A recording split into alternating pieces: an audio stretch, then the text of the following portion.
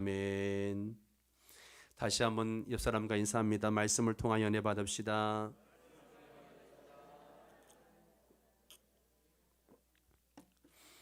우리 성도들이 이렇게 주일날 예배하러 오시는데 오늘도 보니 몇 분이 아픈 몸을 이끌고 이렇게 교회에 오시는 거 보면서 참 감사하기도 하고 너무나도 감동입니다. 이렇게 주의 전을 사모하는 분들에게 하나님의 은혜가 풍성하기를 바랍니다. 오늘 설교 제목이 밑도 끝도 없이 죽을 힘을 다해라는 설교 제목을 내놨는데 도대체 무슨 이야기를 하려나 하는 분들이 계실 겁니다. 오늘은 저희의 목회적 고민을 여러분들과 함께 나누고 또 기도하기를 원합니다. 바로 다음 세대에 관한 이야기입니다. 카이스트에서 입학시험 문제에 이런 문제가 나왔다고 합니다. 길이가 70cm 되고 2kg 정도 되는 연어 한 마리가 각도 87도 되는 폭포 8m를 오르려면 얼마만한 힘이 필요할까요? 라고 하는 시험 문제가 나왔습니다. 70cm 연어가 2kg 정도 되는 70cm 연어가 87도 각도가 되는 8m 폭포를 올라가려면 얼마만한 힘이 필요한가? 주어진 시간은 1시간인데 한 학생이 금방 답을 쓰고 나가더랍니다. 교수가 너무 대견해서 야 대단하다, 답을 뭐라고 썼지 하고 펼쳐보니까 답 죽을 힘을 다해서 뛴다. 이게 답이었다는 거죠. 죽을 힘을 다해서 뛴다. 여러분, 우리가 죽을 힘을 다해서 뛰어야 할 일이 뭘까요? 많은 사람들이 무엇을 먹을까, 무엇을 마실까, 무엇을 입을까, 이것을 위해서 죽을 힘을 다해서 최선을 다하며 지금 살아가고 있습니다. 어려운 경제 여건에다가 코로나까지 겹쳐서 정말 죽을 힘을 다하지 않으면 안 되는 그런 시대를 살아가고 있습니다. 성도들의 직장 이야기를 나누다 보면 정말 우리 성도들이 죽을 힘을 다해서 일을 하고 있구나 하는 것들을 느끼면서 더 많이 기도를 해야 되겠구나 하는 생각을 합니다. 우리 그리스도인들은 하나님 주신 직장과 일터, 가정에서 최선을 다해 살아야 됩니다. 잘 살아야 돼요. 하나님의 영광을 나타내며 살아야 됩니다. 그러나 우리에게는 더 중요하고 더 긴급한 죽을 힘을 다해야 할 것이 있습니다. 바로 다음 세대입니다. 우리가 자녀들을 바르게 교육하는 거죠. 요즘 제가 심각하게 고민하는 것 중에 하나가 바로 다음 세대입니다. 정책당회 때 우리 장로님들과 함께 이 다음 세대에 대한 고민도 함께 나누고 어떻게 하면 좋겠는가 여러 가지 생각들을 하면서 이야기를 나누었습니다. 많은 사람들이 그럽니다. 죽을 힘을 다해 뛰어도 주일학교 부흥이 될까 말까 그런다. 참 어렵다. 주일학교가 부흥해야 한국교회가 미래가 있다. 주일학교 위기다. 이제는요, 이런 이야기를 하도 들어가지고 식상할 만큼 들었습니다. 그런데 2021년 한국교회 주일학교 상황은 더 절망적이라고 할 수 있습니다. 통계를 보니까 1987년 정도만 돼도 주일학교 학생 수가 작년 수의 한 50%가 조금 넘었습니다. 어른이 100명이면 주일학교가 5, 60명이 되었어요. 그러던 것이 94년도에는 전체 교인의 32%로 줄어들었습니다. 그리고 2004년에는 27%로 줄어들었습니다. 그러면 지금은 얼마냐? 전체 성도의 10%에서 15%도 안 된다는 거죠. 어른 100명이 있으면 주일학교 10명 정도밖에 안 된다는 겁니다. 이렇게 가면 앞으로 20년, 30년 후 한국교회 미래는 암담하죠. 지금도 일꾼이 없어서 난리인데요. 나중에는 성가대 할 사람 없어요. 다음 세대 없으면 성가대 할 사람 없고요. 교사할 사람 없고 교회 봉사할 사람 없습니다. 이건 우리 명성교회도 마찬가지예요. 그동안 우리 명성교회는 주일학교를 열심히 한다고 잘한다고 열심히 해왔습니다. 그런데 지금은 우리도 장담을 못합니다. 우리 교회도 주일학교 감소가 눈에 띌 정도로 가파르게 증가하고 있습니다.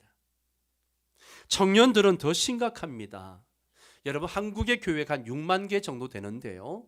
이 중에 1000명 이상 모이는 교회가 2% 정도, 한 1200개 정도 교회가 됩니다.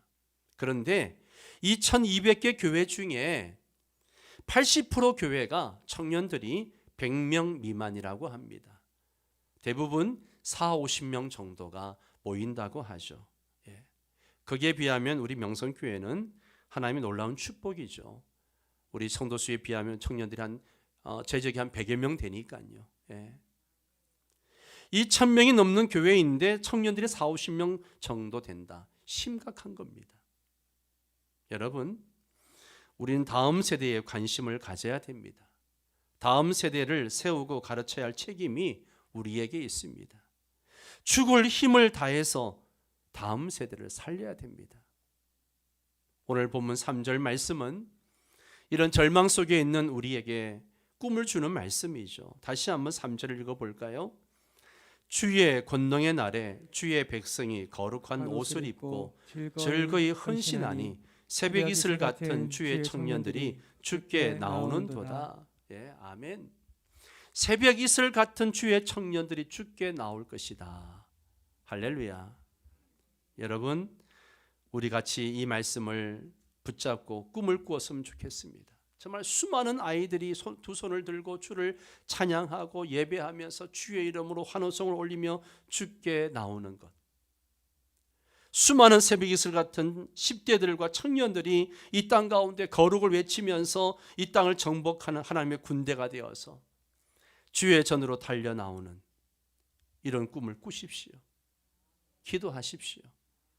여러분, 1885년 이 땅에 아펜젤러 선교사님과 언더우드 선교사님이 복음을 전한 이후에 135년의 역사가 흘렀습니다.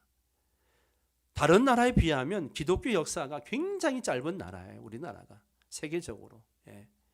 그런데 이 짧은 역사 속에 이런 한국교회와 같은 부흥을 이룬 나라가 없습니다.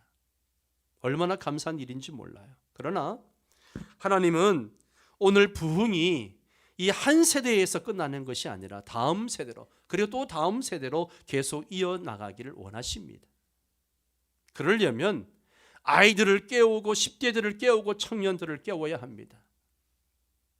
우리가 계속해서 이들에게 다가가지 않는다면 어떤 부흥이라도 한 세대에서 끝나고 말 겁니다. 선교학자들에 의하면 세계에서 가장 복음의 손길이 닿지 않는 지역을 지금까지 10-40 윈도우라고 말했습니다. 저 지역, 지금 화살표로 저 박스로 되어 있는 저 지역이 복음을 듣지 못한 사람들이 집결해 있는 지역입니다. 저기가 거의 복음화율이 3%, 4%밖에 안 되는 지역들이죠. 그런데 최근에 어떤 기독교학자는 말하기를 10-40 윈도우가 아니라 이제는 13-30 윈도우가 중요하다라고 이야기를 한 적이 있습니다. 이건 뭐냐? 지리적 범주를 말하는 게 아니고요. 13세에서 30세 사이에 있는 바로 다음 세대를 말하는 거예요. 이들이 우리 시대에 가장 중요한 선교지이다라고 말하고 있습니다. 복음을 전해야 할 선교지라고 할 만큼 다음 세대가 교회를 떠나가고 있고 복음을 듣지 않고 있다는 것이죠. 복음화율이 지금 우리나라 20대 복음화율이 2%도 안 됩니다. 13세에서 30세가 선교지입니다. 여러분도 그렇게 생각하십니까? 그렇게 생각하고 기도하셔야 됩니다. UN 보고에 의하면요, 전 세계의 인구의 60%가 24세 미만이라고 합니다. 숫자로만 따져도 정말 중요한 세대입니다. 그런데 왜 어린이 선교, 10대 선교, 젊은이 선교가 중요하냐 하면 두 가지 중요한 이유가 있어요.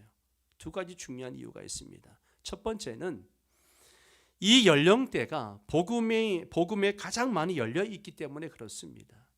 이 연령대가 복음에 가장 많이 열려 있어요. 이 말은 무슨 말인가 하면 복음을 가장 쉽게 전할 수 있는 연령층이라는 거예요. 그리스도인의 90% 이상이 30세 이전에 예수를 영접했다라고 이야기합니다. 그 중에 75%가 19세 전에 예수를 만나서 거듭남을 경험했다라고 이야기합니다. 아마 이 중에도 그 비율이 거의 똑같이 적용되어질 겁니다. 제가 몇 년 전에 그렇게 물어본 적도 있었습니다. 저도 19살에 예수님을 인격적으로 만났거든요. 가장 복음에 열려있는 시기이기 때문에 다음 세대가 그래서 중요하다는 거예요.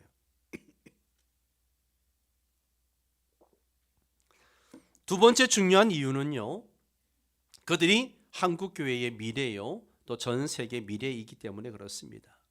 오늘 우리가 다음 세대를 어떻게 세우냐에 따라서 우리 교회뿐만 아니라 한국 교회 미래가 달라질 것입니다. 여러분, 성경의 역사를 보세요. 요셉 같은 사람은 17살에 민족을 구원할 자가 되리라는 꿈을 꾸었습니다. 다윗은 17세, 19세 사이에 골리앗을 죽여서 이스라엘을 구했습니다.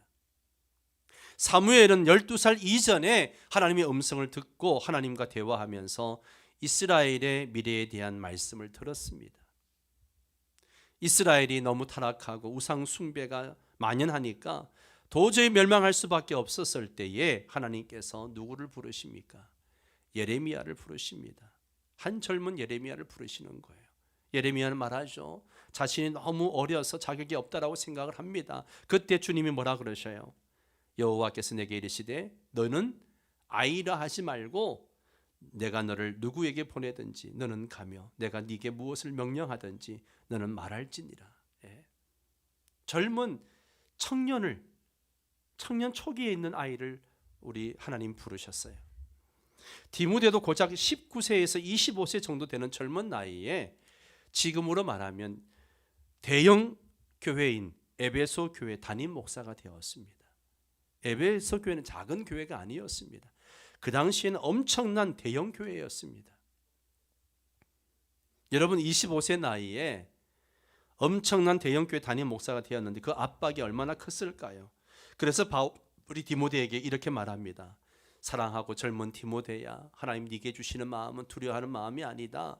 하나님 주신 마음은 사랑과 능력과 절제하는 마음이다. 그러면서 막 격려합니다.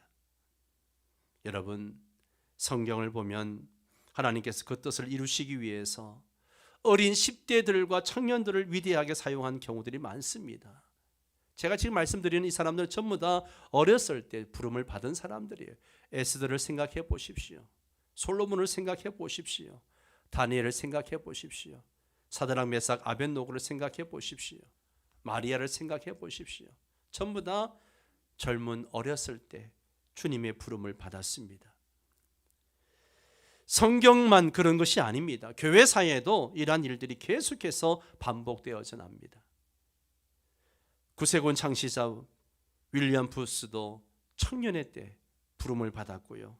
18세기 영적 대각성 운동을 일으켰던 위대한 인물들, 찰스 스펄전, 조나단 에드워즈, 존 웨슬레, 조지 히필더, 이런 분들이 고작 20대에 한 세대를 변화시키는 부흥을 일으켰다는 것이죠. 얼마나 귀한 세대입니까? 사랑하는 성도 여러분, 우리의 다음 세대들은요, 보물입니다. 따라서 합니다. 다음 세대는 보물입니다. 그렇습니다. 다음 세대는 보물이에요. 그렇다면 우리가 우리의 다음 세대들 안에 있는 놀라운 잠재력을 폭발시켜 줘야 하는데 어떻게 하면 다음 세대들을 세워줄 수 있을까? 어떻게 하면 우리 아이들의 영감을 줄 수 있을까요?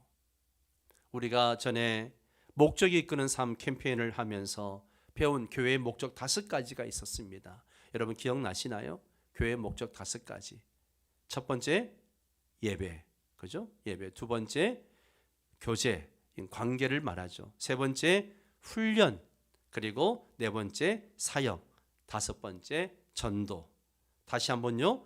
예배, 교제, 훈련, 사역, 전도. 그런데 많은 교회들을 보면 이 중에 어떤 부분을 많이 강조하는가 하면 사역을 많이 강조하는 교회들이 있어요.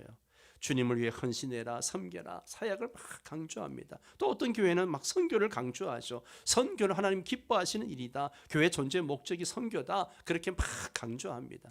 우리 교회도 선교를 강조하죠. 그리고 그 다음에 예배를 참 많이 강조하죠. 예배에 목숨 걸어야 한다. 신앙의 기본은 예배이다. 적어도 성도는 공예배 빠지면 안 된다. 예배를 강조합니다. 또 어떤 교회는 훈련을 강조하죠. 제자는 태어나는 것이 아니라 훈련으로 만들어진다.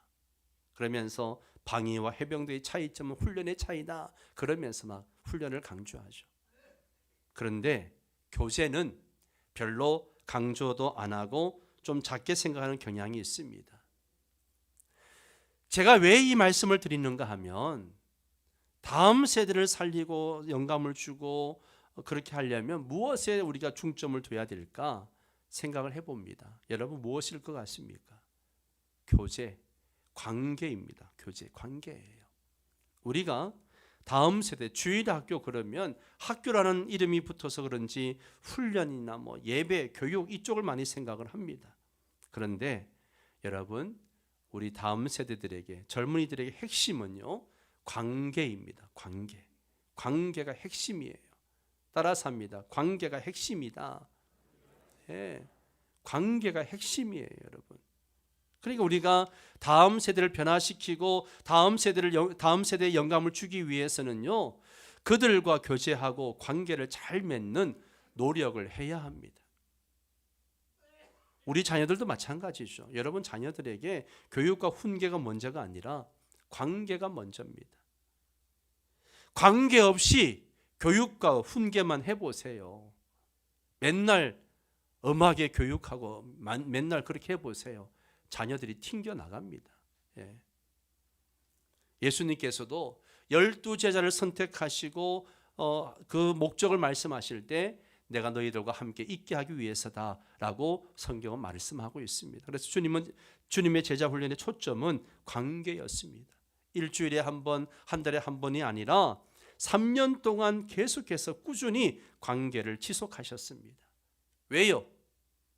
관계는 이 머리로 아는 게 아니고 가슴으로 느끼는 거거든요.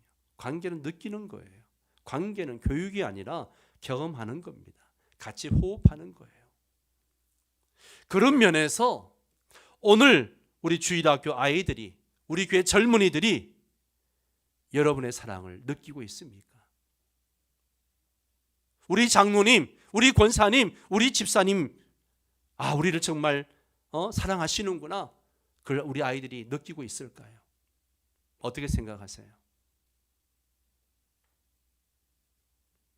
다음 세대들이 오늘 여러분의 관심을 느끼고 있을까요? 우리 아이들이 교사들과 교회 어른들의 사랑과 관심을 느끼고 있을까요? 여러분, 우리 아이들이 느낄 수 있도록 해줘야 됩니다. 간곡하게 부탁드립니다. 관심을 가져주십시오. 아이들이 인사 안 하고 버릇없는 아이들이라고 언짢아 하지 마시고요. 먼저 다가가서 인사하고 손이라도 잡아주고 격려해 주시기 바랍니다. 관심이에요. 관계입니다. 한 아이를 키우려면 온 마을이 필요하다고 이야기하잖아요. 이제는 정말 그런 시대가 되어버렸어요. 다음 세대 없으면 우리 교회도 있을 수 없습니다. 다음 세대 없으면 아까도 얘기했던 것처럼 교회 봉사할 사람 없어요. 그러면 우리 다음 세대들에게 우리의 사랑과 관심을 느낄 수 있도록 하려면 어떻게 하면 좋은가? 몇 가지만 간단히 말씀을 드리겠습니다. 첫 번째는 그들 곁에 있어 주십시오. 특별히 우리 아이들과 젊은이들이 삶의 전환기에 있을 때에, 미래에 대한 중요한 결정을 내려야 할 때에, 또 사춘기에 성장통을 겪고 있을 때, 때로 힘든 시기를 지날 때에 그들 곁에 있어 주십시오. 우리가 그들과 함께 있음을 그들이 알게 해야 됩니다. 우리가 언제나 너희를 지지하고 있다. 느낄 수 있도록 해줘야 됩니다. 관심입니다.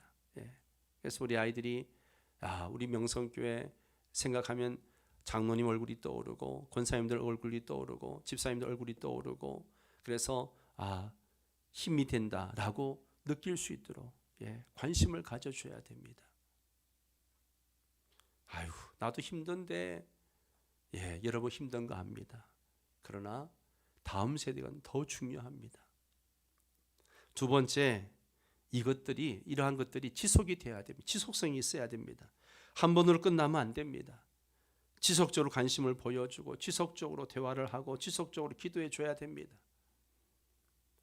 단기 선교 간다고 아이들이 준비하면 관심을 가졌다가 갔다 오면 관심이 없는 게 아니라 갔다 와서도 정말 그 꿈대로 살고 있는지 관심을 갖고 대화도 하고 기도해 주고 해야 됩니다. 하나님도 우리를 대하실 때 지속적으로 한결같이 하시잖아요. 우리가 믿음이 없을 때, 우리가 실패하고 넘어질 때 하나님이 어떻게 하십니까? 떠나십니까? 아니잖아요. 여전히 그 자리에 계시잖아요. 언제나 신실하십니다. 지속성을 유지한다면 우리가 더 많은 다음 세대를 살릴 수 있습니다. 세 번째는 인내할 줄 알아야 됩니다. 기다려 줄 알아야 돼요. 참 이게 어려운 거죠. 우리가 젊은이들 또 우리 아이들 기다려주는 게 어렵죠. 야고보서 1장 19절 말씀에 보면 이런 말씀이 있습니다. 내 사랑하는 형제들아 너희가 알지니 사람마다 듣기는 속히 하고 말하기는 더디하며 성내기도 더디하라. 성내기도 더디하라. 어른들이 볼 때 우리 아이들이 마음에 안 드는 게 많죠. 양이 안 차죠. 우리의 한계를 시험할 때가 많습니다. 짜증나게 할 때가 있을 거예요. 야, 이젠 달라졌나 보다. 한순간 뜨겁게 달아올랐나 싶더니 어느새 저만큼 달아나고 있습니다. 수련회에서 은혜 받았다고 막 성도들 앞에 간증하고 막 그랬던 친구가 어느 날 보니까 길거리에 술에 취해가지고 비틀거리며 지나가고 있습니다. 저는 여러 번 목격했습니다. 그럼 제가 모른 척하고 그냥 지나가 줍니다. 불량 친구들과 어울려 문제를 일으킵니다. 교회에서 거창한 꿈을 이야기하던 사람이 인생에 실패한 사람처럼 살아갑니다. 여러분, 다음 세대는요 기다려줘야 됩니다.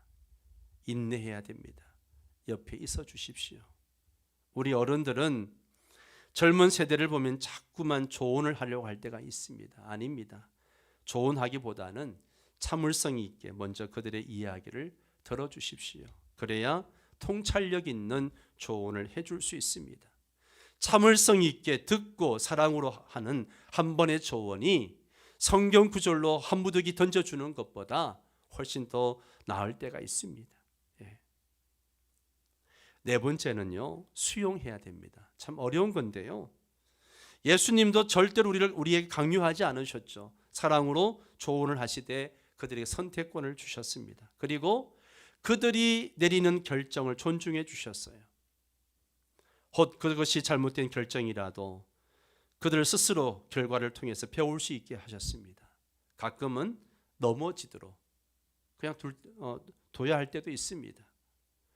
어른들이 볼 때 아이들의 생각이나 생활 패턴, 그들의 이야기나 고민을 수용하기가 쉽지 않습니다. 저도 우리 집 아이들과 이런 부분을 가지고 많이 언쟁을 했습니다. 그러나 지금은 우리 집 아이들이나 청년들을 만나면 많은 이야기를 들어주고 수용하려고 합니다.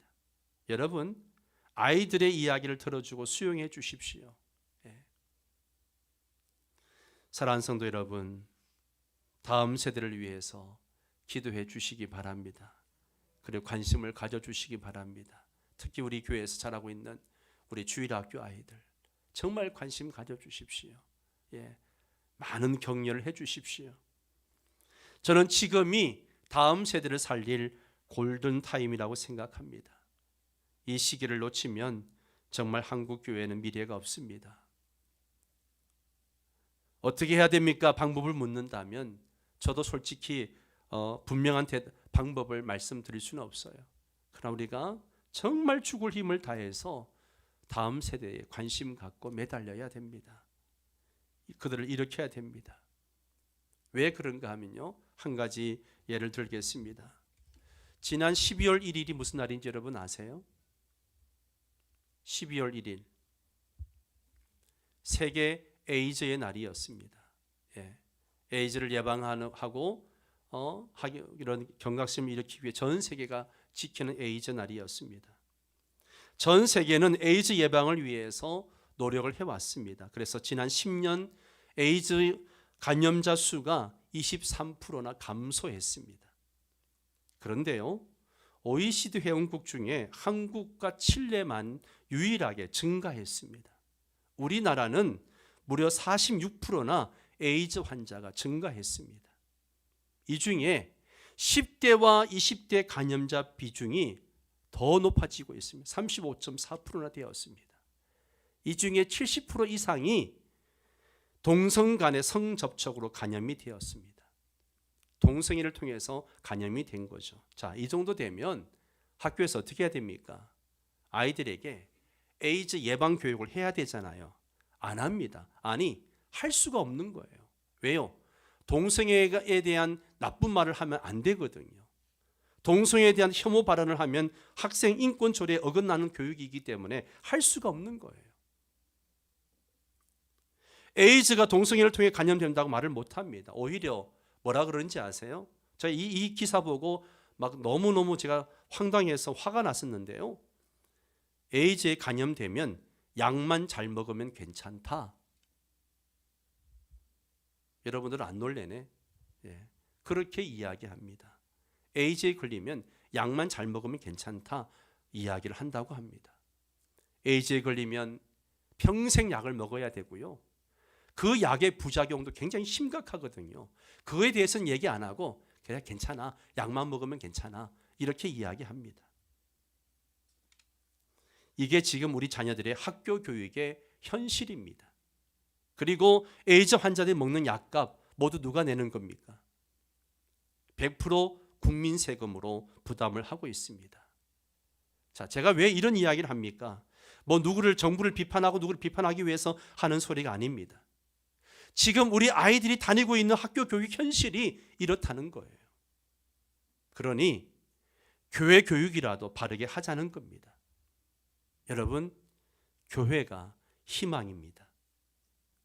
복음이 희망입니다. 우리는 우리 자녀들에게 죽을 힘을 다해서 복음을 가르쳐야 됩니다. 십자가 복음만이 우리 자녀들을 그런 구렁텅이에서 건져낼 수 있습니다. 눈물로 씨를 뿌리는 자가 거둘 수 있습니다. 정말 우리는 죽을 힘을 다해서 다음 세대를 살려내야 할 그런 때를 살아가고 있습니다. 남의 일처럼 무관심하지 않기를 바랍니다. 내 아이들은 다 컸으니까 생각하지 마시기 바랍니다. 우리가 온 교회가 정말 기도하고 관심 갖고 살려내야 될 아이들이 우리 다음 세대입니다. 이를 위해서 온 성도가 함께 마음을 모으고 같이 기도했으면 좋겠습니다. 우리 한번 같이 기도할까요? 세상 문화가, 세상 교육이 이렇습니다. 자, 그렇다면 여러분 어떻게 하면 좋겠습니까? 저는 교회가 희망이라고 생각합니다. 복음이 희망입니다. 우리 아이들에게 바른 교육을 해 나갈 수 있어야 됩니다. 십자가 복음만이 희망입니다. 이 시간 기도할 때 하나님, 우리 자녀들을 십자가 복음으로 살려내는 교회 되게 하여 주옵소서. 우리 자녀들을 복음으로 길러내는 부모들 되게 하여 주옵소서. 온 교회가 관심 갖고 이 아이들을 살려내는 교회 되어지도록 우리 다음 세대를 위해서 우리 함께 통성으로 기도하겠습니다.